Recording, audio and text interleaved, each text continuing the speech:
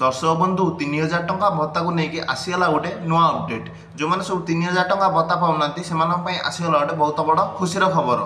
राज्य में मिलूँ 3500 टंका भत्ता।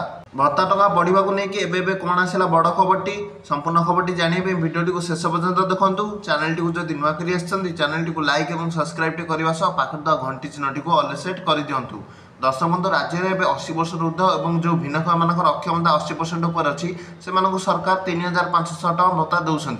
हाँ सरकार एने 3500 टका भत्ता देवे घोषणा कर दी किंतु केतक हिताधिकारी को एपर्यंत मिलना कि आगू जमी मिल तेज जो मैंने यही श्रेणी भर आसुना माने जो मान बयस 80 वर्ष तले और जो भिन्नक्षम मान अक्षमता 80% तले अच्छी सरकार से राजनीति व शासन को आसा पूर्व से संकल्प पत्र घोषणा करते कि 3000 टका भत्ता प्रदान करेंगे।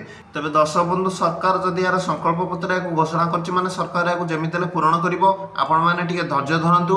हाँ गोटे वर्ष है कि भत्ता टंका वृद्धि है नहीं कि राज्य ग्राम पंचायत इलेक्शन अच्छी सरकार संकल्प पत्र पूर्व घोषणा करता तेणु आशा बढ़ी जाऊँगी ग्राम पंचायत इलेक्शन पूर्व सरकार तार यह संकल्प पत्र थी संकल्पटी को जमी पूरण कर लोक मान 3000 टका भत्ता खूब शीघ्र करदेव और आपण आगक जाकि 3000 टका भत्ता पाइबा जाऊँगी। भत्ता टंका वृद्धि को लेकिन भिडियोटी भल लगे भिडियोटी को लाइक और चैनल टी सब्सक्राइब कर दिंतु।